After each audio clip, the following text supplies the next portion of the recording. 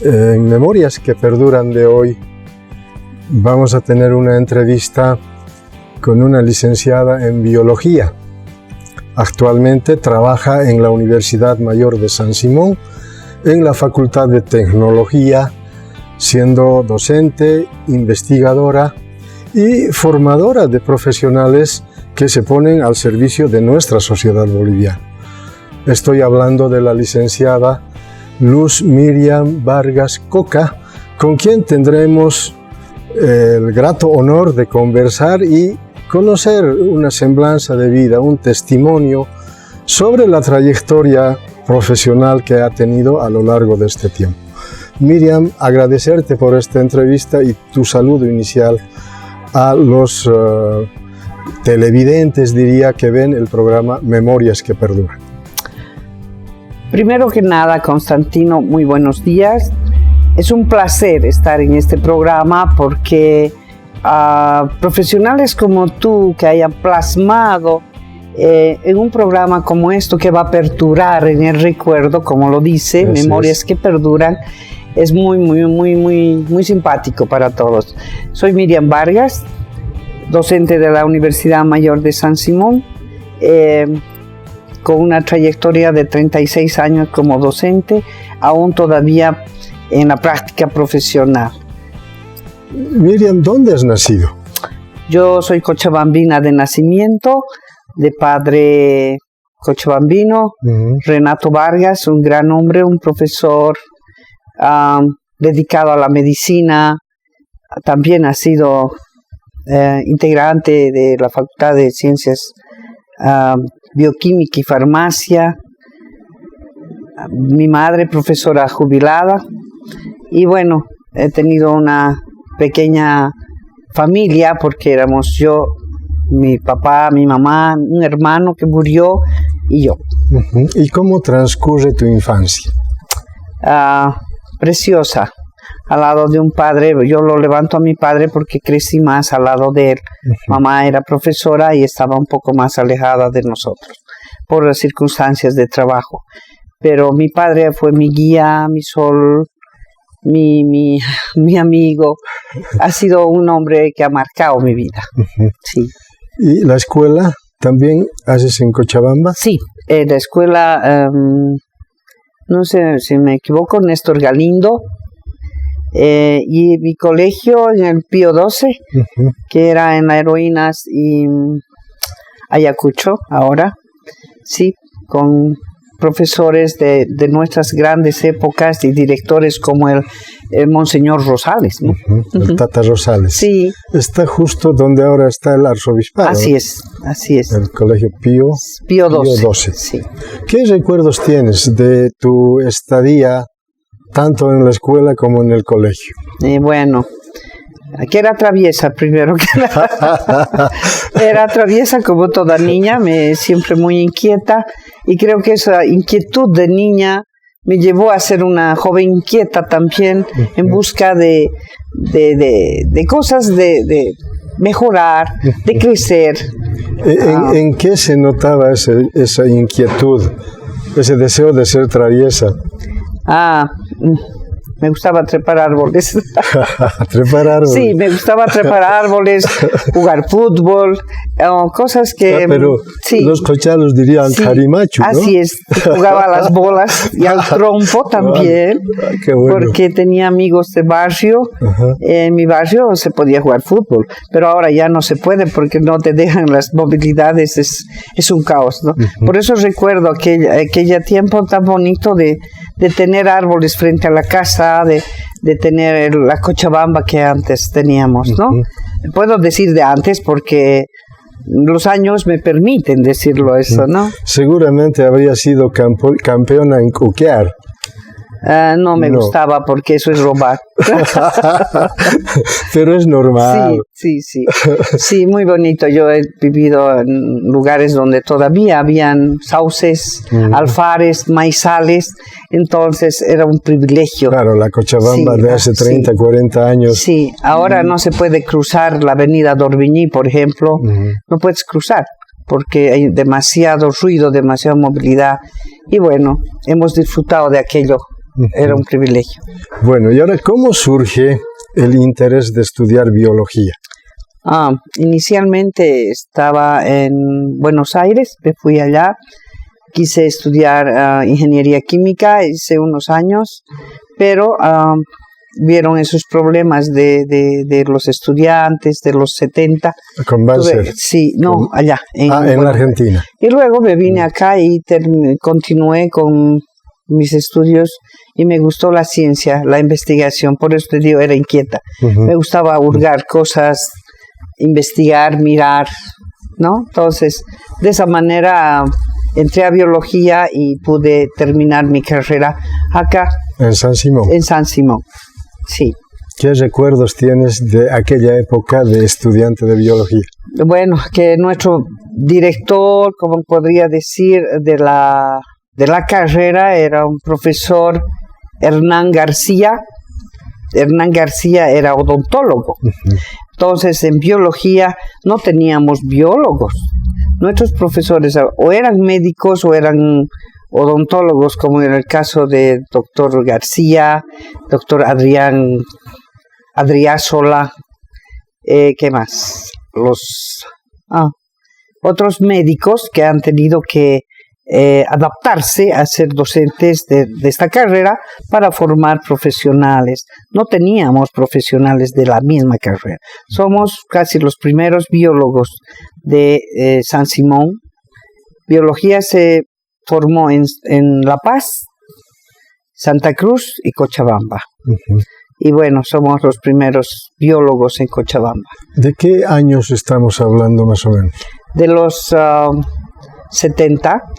Yo entré en el 73 a la universidad, 74 me fui a Buenos Aires, 76 volví, y claro, son los 70, ¿no?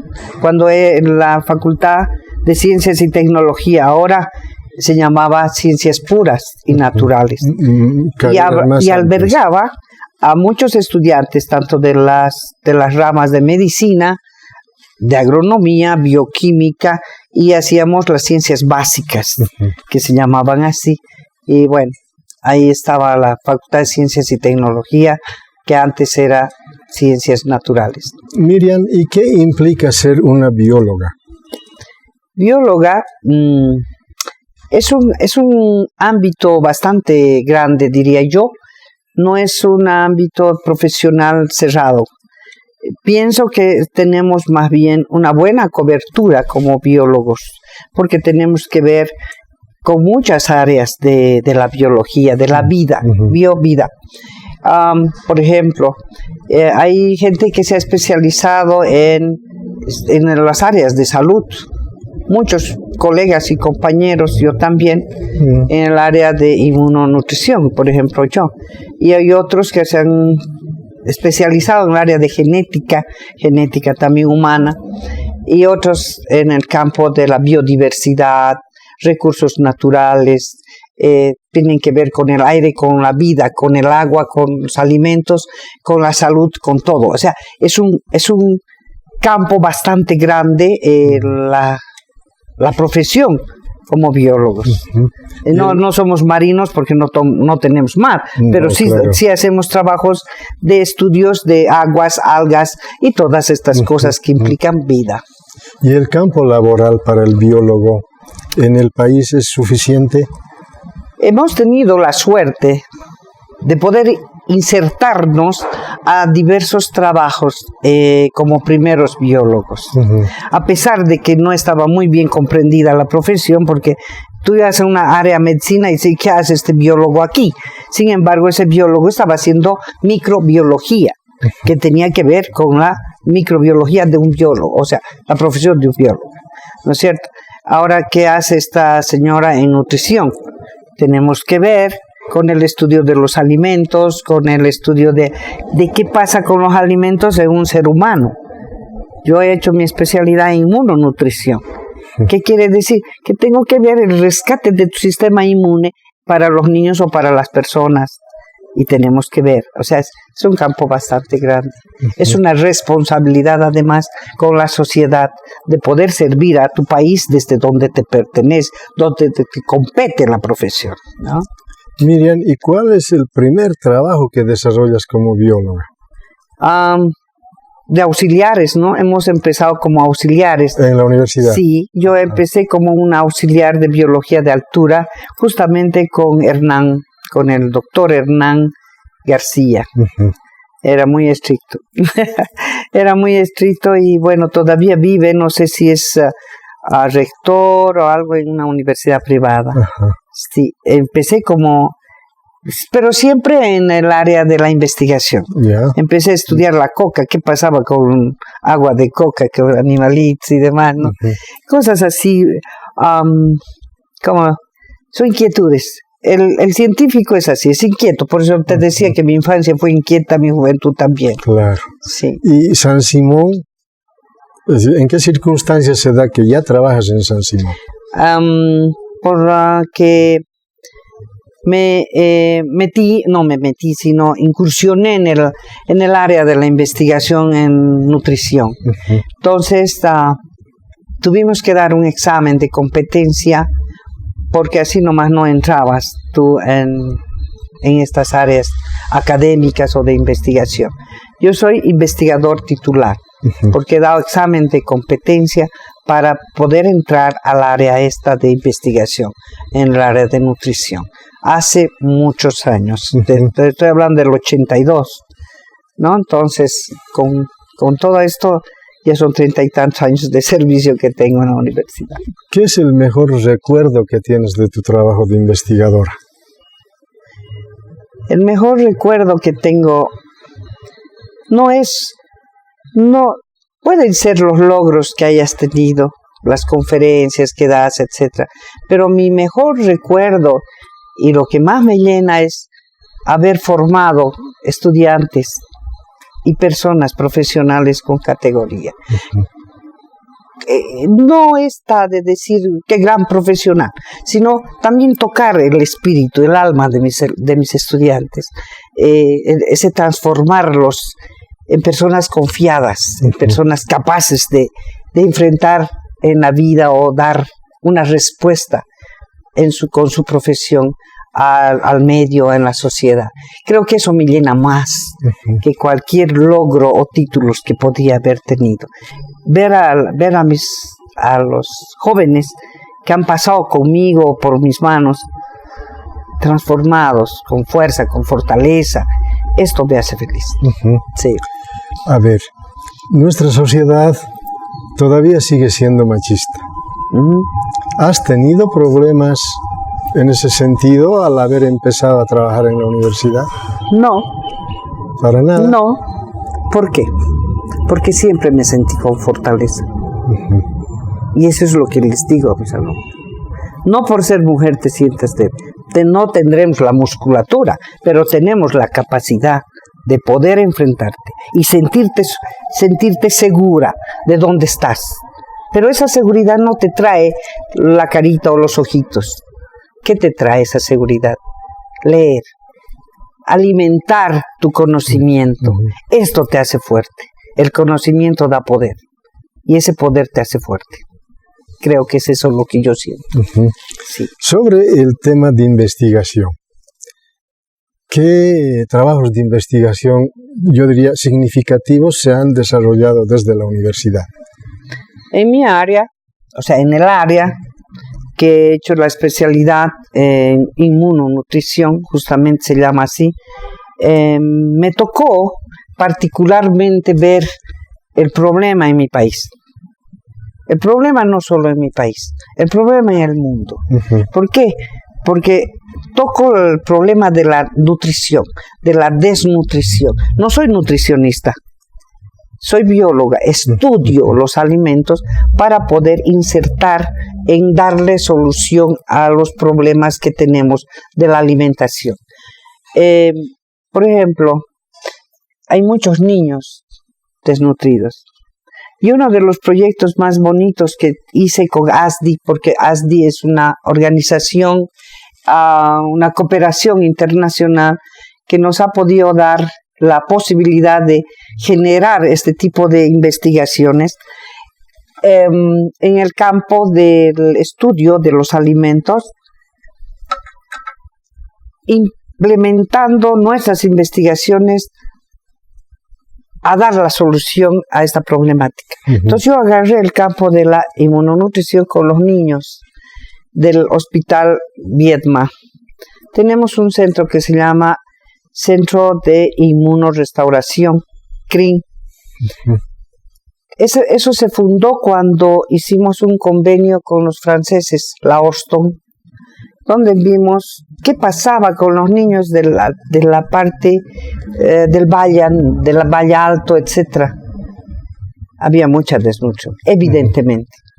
Entonces hicimos un centro de rehabilitación inmunonutricional. Y bueno, eso fue en los 90. Cada vez se hacía más grande la necesidad de ver qué pasaba con esto.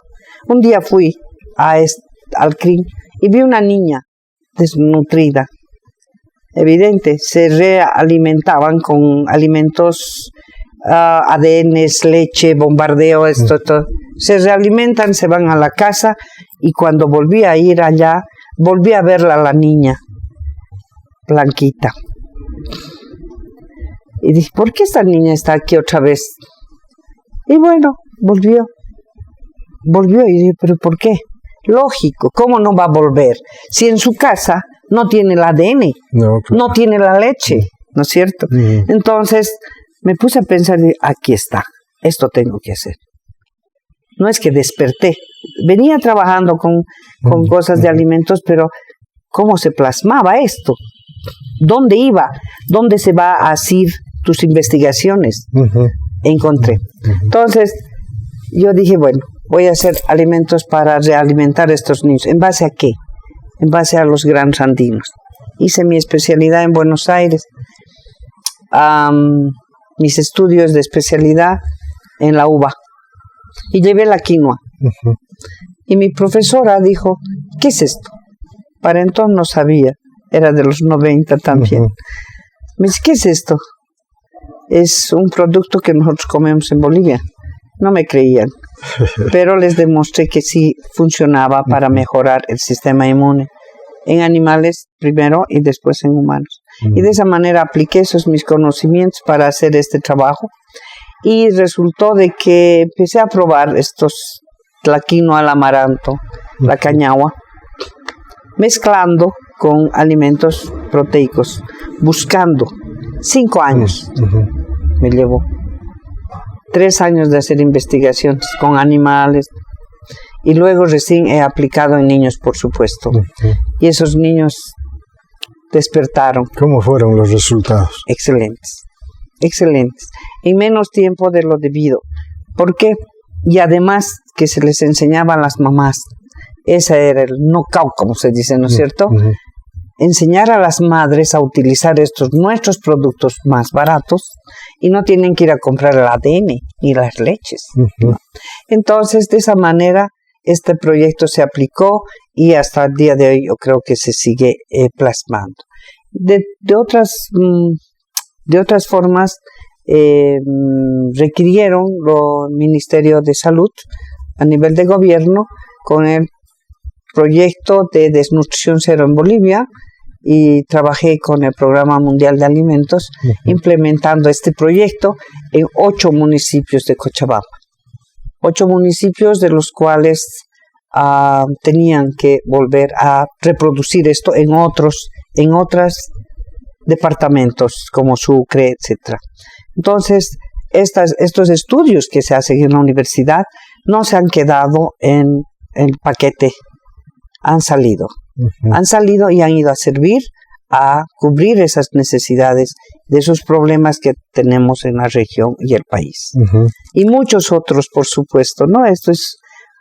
Pero es esa línea a la que seguimos, buscando mejorar qué pasa con esto y cómo hago para mezclar esto con esto y qué resultados me da. En la universidad sigo trabajando buscando estos alimentos funcionales como los minerales, hierro, zinc, etcétera, en los alimentos y cómo puedo plasmar para mejorar.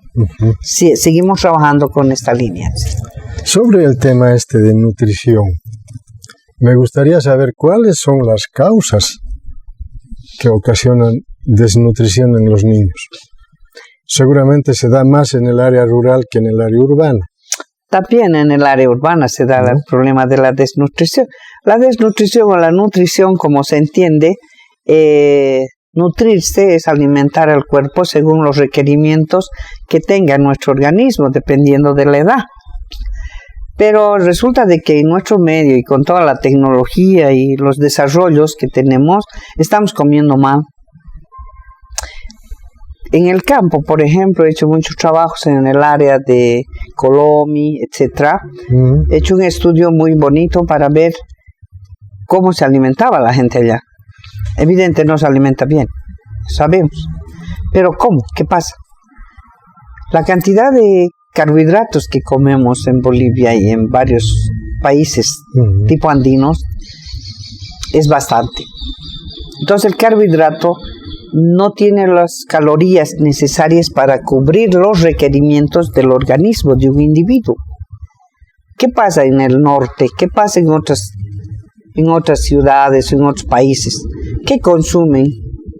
Chocolates, alimentos que tienen mejor energía, hasta en el tamaño se ve, ¿no? Ser chaparros aquí no es genético solamente.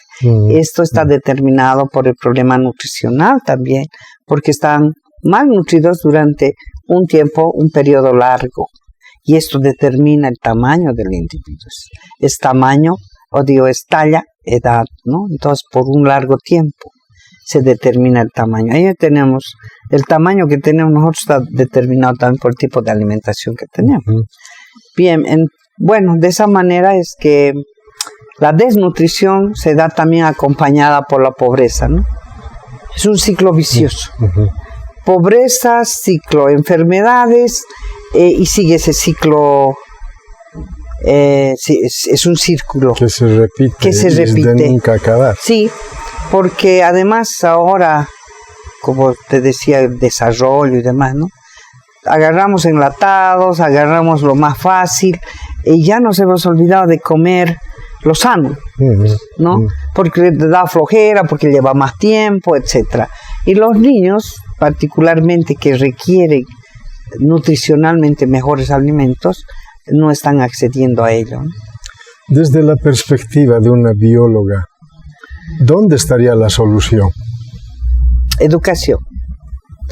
Pero no solo es eso. La accesibilidad. Estamos hablando de que no todos tienen una seguridad alimentaria. Una cosa hablar de la seguridad alimentaria, que un país puede decir no nos falta nada. Evidente, puede ser que no nos falte nada. Que hay alimento, hay esto, hay papa, hay qué sé yo, está abastecido. Pero ¿cuántas familias acceden a ese abastecimiento? ¿Cuántas familias están viviendo con una magra economía? Por mucho que le demos educación, que yo siempre hablo, es educación. Yo tengo un recuerdo en memorias del pasado, en estos trabajos que hacía en las provincias, claramente de Bolívar. En Bolívar se produce la quinoa. Entonces yo fui llevando la quinoa, llevando esto, llevando el otro, para demostrarles a las mujeres que tenían niños pequeños y el problema de la desnutrición.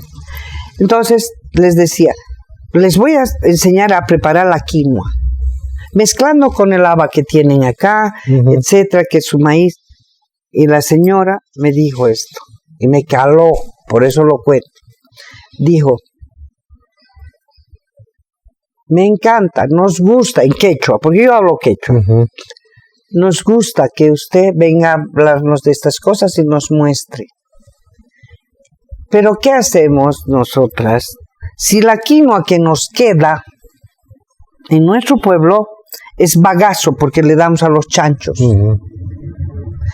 Ahí me puse a pensar, ¿qué está faltando en el país? Políticas de gobierno. Que mi gobierno no permita vender toda la quinoa, porque ya está vendida, dice la señora. No tenemos pues buena quinoa, porque toda la quinoa ya está vendida. La producción del año pasado, para el año, ya está vendida, Constantino. No es mentira. Muy complicado. Y ella me dijo eso. Nos encanta que tú nos estás enseñando esto, pero si nuestra quinoa es para darle al chancho. Entonces ahí te das cuenta de que no solamente es educación, es paliativo. Son políticas de gobierno que tienen que ver con el cambio. ¿Qué es el cambio? Un país malnutrido es un país siempre en desmedro, ¿cierto? A ver, compara un niño bien nutrido y otro malnutrido, el malnutrido está durmiendo. Así somos los países en subdesarrollo. Estamos dormidos. Nos falta despertar. Pero a ese despertar, si no tenemos un buen alimento, no tenemos buena energía, ¿cómo vamos a atender a la clase? Están durmiendo los niños en el campo, se duermen porque salen después a comer su papa, su chuño, su oca, carbohidratos. No llegan a cubrir sus requerimientos nutricionales, mucho más energéticos para el cerebro. Y Miriam, ¿cómo ves la seguridad alimentaria en el país? Son cosas muy medular para mí, para un país. Una cosa es la soberanía alimentaria, que ni tenemos. Que ni tenemos, lo puedo decir públicamente. Porque no cuidamos, como políticas de gobierno, tenemos que cuidar la seguridad alimentaria, que viene a través de toda la parte agrícola y demás. Ya pues los campos ya no están produciendo lo que producían. Éramos el granero de Cochabamba, ¿dónde estamos? Estamos trayendo harinas, trigo y demás de afuera. ¿No es cierto? Entonces, ¿dónde están las políticas de gobierno para un cambio? Si el campo deja de producir, ¿qué comemos? ¿Pasto o cemento? ¿Qué comemos, Constantino? No vamos a acceder. Tenemos carne, ponte. ¿Cuánta gente accede a eso? ¿Dónde está? La seguridad alimentaria no solamente es el comer. La seguridad alimentaria es un paraguas inmenso. Caminos, lluvia, agricultura, qué sé yo. Es todo un paraguas inmenso que tiene que ver. Entonces, nosotros, hablando de seguridad alimentaria, somos pobres. Nos falta mucho. Tendríamos que repensar y nuestros gobiernos tendrían que ver las políticas que ellos tendrían que ver, plasmar para cada región, porque es diferente, cada región tiene sus pisos ecológicos diferentes, ¿no? Entonces ojalá que se podría repensar un poco y poder ayudar. Había un programa que era PASA, creo, Proyecto Alimentario de Seguridad, algo por ahí. Creo que el gobierno ha ayudado. Pero también vi que les daban 4 gallinas, o 5 o 10 gallinas, y que coman huevo. Pero ellos, la gallina ponía huevo y se lo vendían el huevo. Cambiaban por fideo o por otros alimentos foráneos, ¿no? Esas cosas hay que hacer. También educación, ¿no? Mucha educación en el campo. A propósito del gobierno, ¿cómo ves que este gobierno actual, que se dice de proceso de cambio, esté implementando medidas que contribuyan a la soberanía alimentaria, a la seguridad alimentaria? Imagino que sí está en camino. Todo cambia, el cambio no es de la noche a la mañana. Yo no tengo tinte político, pero mi padre decía que el hombre desde el momento que vive es político. ¿Y sabe por qué? Porque tiene su forma de vida. Entonces no puedo decir que soy apolítica. Sí, mi política es mi vida, ¿no? Es distinto de ser afiliado a un partido político. Completamente. Tú eres político, todo el mundo. Desde el momento que nacemos tenemos una política de vida, ¿no? Y sobre eso particularmente diría yo de que todo cambio lleva tiempo. Es un proceso. Es un proceso que sí he visto algunas implementaciones sobre me estás hablando solo de seguridad alimentaria, porque del resto no me importa. En seguridad alimentaria puede ser que haya tocado algunos puntos como los tractores que lleva, qué sé yo, para siembra y demás. Pero no es, tal vez falta más la tecnología, la parte tecnológica o las orientaciones que vayan a hacer marchar, digamos, esto, ¿no? Y bueno, hay muchos profesionales que pueden ayudar a mejorar, digamos, ese aspecto, siempre y cuando el gobierno también mire un poco a los profesionales de las universidades. No te olvides que la universidad ha formado muchos profesionales que han tenido que ver con el desarrollo de nuestro país, ¿no es cierto? Y sobre eso me gustaría hablar también. Ahora hablemos sobre la universidad. Okay. ¿Cuál es el trabajo que estás desarrollando actualmente? Bien, movida e inquieta, como soy, aparte de todo lo que se trabaja con alimentos, todo lo que se puede generar a través de las investigaciones de laboratorio, etcétera, al cabo de mi vida, no voy a decir que tengo 28 años, ¿eh? Al cabo de mi vida y de la experiencia que hemos pasado tú, yo y muchos otros profesionales que hemos amado y amamos San Simón, porque yo amo San Simón con toda mi alma. 36 años. 36 años más todos los años de mis estudios y demás. De tu vida. Más de la mitad de mi vida. Si me preguntas cuántos años voy a vivir, no sé. Los que he vivido ya la sé. Entonces, sobre eso, estos últimos años, casi del 2014 para adelante, ya son casi 4 años, que voy gestando un deseo muy grande, anhelante en mi vida, de volver a la universidad con mi tiempo, con trabajos que están fuera de mi laboratorio. Estoy en una cruzada para hacer esto de la difusión, que algún rato te comenté. Difundir, no solamente a nivel de los ámbitos de nuestras universidades o del ámbito del campo de la ciencia, la investigación, la tecnología, etcétera, que nos da el quehacer de nuestros trabajos. Deseo, y lo digo públicamente ahora que ya está mi proyecto casi terminado, difundir todo aquello que estamos generando y vamos a seguir generando en San Simón. Ese proyecto de difusión del conocimiento que tiene San Simón. Muchas personas dicen, ¿qué hacen? ¿No? Sabemos nosotros. Frecuentemente se ¿qué hacen pues? ¿No? Evidentemente que nosotros, los que tenemos que ver con la universidad, sabemos, ¿no?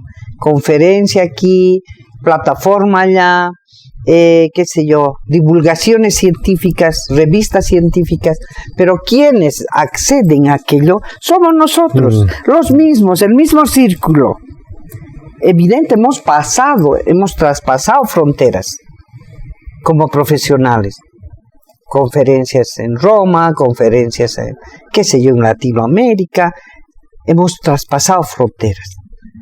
Pero seguimos en el área, en el círculo de la gente elitista que solamente se entera de lo que estamos haciendo como profesionales dentro de nuestro círculo.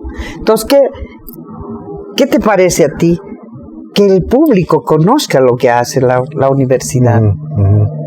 Que salgamos en televisión, en las redes sociales, insertar en las redes sociales qué hace un profesional, entrevistándolos, ese es mi proyecto, entrevistar a los profesionales para que pueda el público conocer, y una palabra que me encanta es la democratización del conocimiento, que el pueblo se empodere de ese conocimiento. Van a escuchar, no uno, van a escuchar muchos, y de una u otra forma va a ir la dirección de ese profesional. Y vamos a mandar a las empresas y demás ya por las redes sociales, como el internet y demás. Pero el público que se entere qué hace su universidad en otras partes, Constantino, en otras ciudades como Chile y otras, su universidad es referente del pueblo. Si necesitan algo, van a la universidad. Por favor, resuélvanos este problema. ¿No es cierto? ¿Y qué está pasando con nuestra universidad? Ya he visto últimamente que ya estamos tocando la Laguna Lalay, que vemos aquí, que vemos allá, pero se tiene que enterarse al público qué cosa ha formado San Simón, no solamente a sus profesionales egresados. Estoy tomando en cuenta a aquellos que se han ido cualificando como doctorantes, con una maestría. ¿Qué van a hacer esos doctores ahora en nuestro país? ¿Qué es lo que piensan? ¿Qué es lo que van a hacer? Entonces el público que se entere de aquello. Con esto quiero terminar mis días de profesional, tal vez esto y otras pequeñas cosas que quiero hacer para que el público conozca lo que hace San Simón, no solamente en las áreas específicas, sino general. Este proyecto va a salir de tecnología y se va a implementar en otras facultades. Sí. Miriam, siempre hablando de San Simón. San Simón tiene 3 ejes estratégicos: formación académica, interacción, investigación.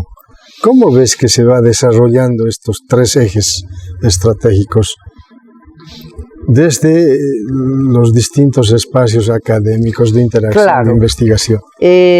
Nosotros sabemos que académicamente somos bastante cualificados, ¿no es cierto? Ese sector académico que tú dices. Luego, toda esta calificación, toda esta cualificación de profesionales, si no se inserta, tú has llamado la otra parte para salir afuera. Interacción. No te olvides que muchas veces se ha dicho la universidad al servicio de su pueblo. Tenemos que tenemos seguramente algunos sectores como la DUBE y demás que está haciendo interacción, pero que se sienta esa interacción, que se vea, que se plasme, que se socialice, que se democratice, para que sepan qué hace la universidad. Entonces, si no hay una ¿cómo se dice? Concatenación de esta parte académica, científica, todo lo que produce la parte científica, tecnológica, esa producción intelectual, ¿dónde va?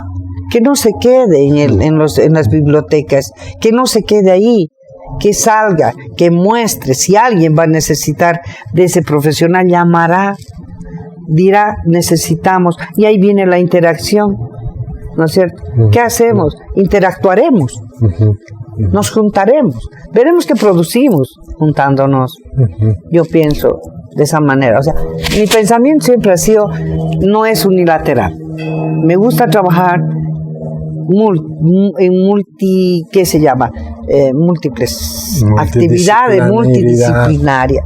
No puedes vos solo encarar un problema. Yo, por ejemplo, necesito de los comunicadores para hacer el proyecto, y están ustedes para eso, para orientarnos, para guiarnos, para trabajar juntos, para poder sacar algo al margen de cualquier tinte.